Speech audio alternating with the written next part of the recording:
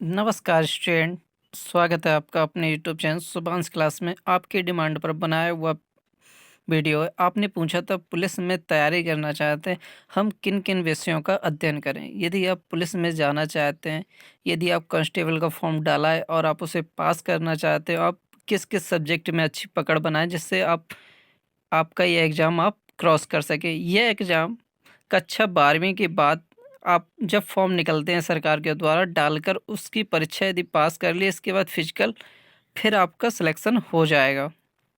पहले paper pass करना होता है, फिर उसकी रनिंग होती है और फिजिकल होता है, फिर उसके बाद आपको ट्रेनिंग के लिए भेजा जाता है। तो पहले ज़रूरी होता है, सबसे ज़रूरी होता है पेपर पास करना। तो यदि आप पुलिस में जाना चाहते हैं, आपने मन बनाया कि हम पुलिस की तैयारी करेंगे, तो आपके लिए इसके लिए क्या क्या होना चाहिए। आपके लिए पहले तो आपकी हाइट होनी चाहिए 170।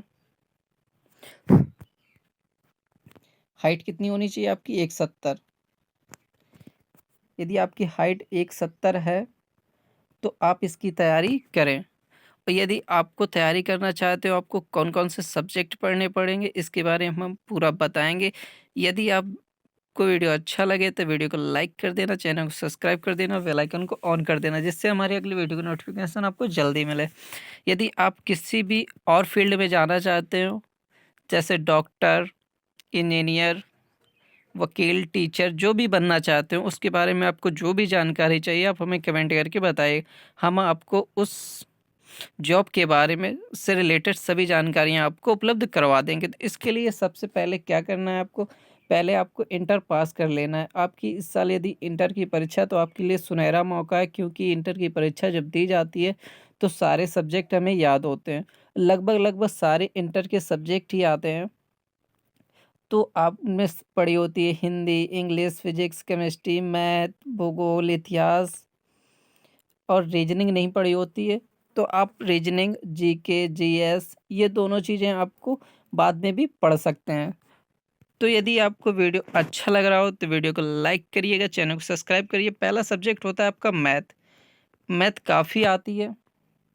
तो पहले आपने यदि साइंस साइड से लिए रहे हो तो आपको लिए मैथ इजी होती है, नहीं लिए रहे हो तो आपको मैथ पढ़नी है। फिर इसके बाद आपका दूसरा सब्जेक्ट आएगा हिंदी। तो हिंदी काफ़ी टिपिकल होती है। यदि हिंदी आपने पढ़ी है, आप आर्ट्स साइड लिए रहे हैं या साइंस साइड, दोनों में हिंदी होती है, आपने अच्छे से हिंदी पढ़ी है, तो हिंदी के नॉर्मल क्वेश्चंस आते हैं, ज़्यादा टफ नहीं आती है। फिर इसके बाद रीजनिंग। यदि आपको मैथ अच्छे से आती है तो आपको रीजनिंग हल करने में ज़्यादा टाइम नहीं लगेगा और रीजनिंग आपको पढ़नी पड़ेगी। रीजनिंग ऐसी चीज़ है जिसको जितना ज़्यादा पढ़ेंगे उतना ही ज़्यादा अच्छे से हमें आएगी। तो आपको रीजनिंग की पढ़ाई करनी, हिंदी की पढ़ाई करनी, मैथ की पढ़ाई करनी। इसके बाद आपकी जीएस, जनरल नॉलेज। इसमें काफ़ी जीएस आती है, जीएस और जीके दोनों आती हैं इस पेपर में। तो आपको जीएस के लिए एक बुक ले लेनी है जिससे आप जीएस की पढ़ाई करें।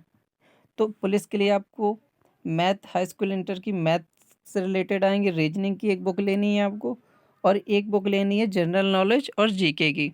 इसके बाद नेक्स्ट आता है आपका भूगोल। भूगोल, इतिहास। आपके इसमें अधिकतर क्वेश्चन भूगोल के आएंगे और इतिहास के। इतिहास और भूगोल से आपको आएगा रिलेटेड क्वेश्चन आएंगे। आपको संविधान पूरा पढ़ना है। संविधान से आपके कम से कम 5 से 10 क्वेश्चन पूछे जाते हैं संविधान के पुलिस के पेपर में। तो आपको संविधान से रिलेटेड सारे क्वेश्चंस पढ़ने हैं, क्योंकि संविधान मोस्ट इम्पॉर्टेंट होता है। क्योंकि यदि आपको संविधान के बारे में नहीं पता होगी तो आपको धाराएं कैसे पता चलेंगी। और ये पुलिस का मेन मतलब होता है कि धाराओं का ज्ञान होना चाहिए, उसे सब चीज़ का अच्छे से ज्ञान होना चाहिए। तो आपको भूगोल, इतिहास में संविधान सबसे ज़्यादा अच्छे से पढ़ना है और संविधान को आपको पूरा एक विधिवत लिख लेना है। यदि आपको नहीं आ रहा संविधान तो आप हमें कमेंट करके बताइएगा, हम संविधान के बारे में सभी मुख्य मुख्य पॉइंट आपको बता देंगे। तो आपको इन छह सब्जेक्टों के बारे में यदि आपने अच्छे से पढ़ लिया तो आपको सिलेक्शन से कोई नहीं रोक सकता। तो आप पहले मैथ पढ़िए, math, Hindi, reasoning, GS, GK, भूगोल और इतिहास। इन सभी के बारे में, 6 सब्जेक्ट के बारे में एक डेली रूटीन बना लीजिए। सबको एक एक घंटे देकर 6 घंटे आप पढ़ाई करिए, 3 घंटे सुबह और 3 घंटे शाम। यदि आपने 6 घंटे पढ़ाई की तो आपको 1 साल में आपका सिलेक्शन हो जाएगा। इसका फॉर्म निकलता है, सरकार हर साल निकालती है। या कभी-कभी साल में 2 बार या 2-3 साल में निकालती है, लेकिन आपको तैयारी बराबर करते रहना है क्योंकि ऐसी चीज़ें हैं कि 1 साल में पूरी तरह अच्छे से हमें लर्न नहीं होती। यदि आपने इंटर किया तो आपके लिए सुनहरा मौका होगा और आप इनमें इनमें से आधे सब्जेक्ट तो आपको अच्छे से आते होंगे पहले से और आधे सब्जेक्ट और आपको पढ़ने हैं, तो इसके लिए आपको सिर्फ और सिर्फ डेली रूटीन से आपको पढ़ाई करना है। यदि आपके आसपास कहीं कोचिंग सेंटर हो तो आप कोचिंग भी जा सकते हैं जीएस और मैथ के लिए। क्या वहाँ पर पढ़ना है आपको? जीएस और मैथ, जीएस, मैथ, रीजनिंग, 3 चीज़ें पढ़ सकते हैं आप। रीजनिंग मैथ ज़्यादा ज़रूरी होती है क्योंकि ये कठिन होती है। हिंदी, भूगोल, इतिहास ये तो आप समझ सकते हैं, खुद से बुक से पढ़ सकते हैं।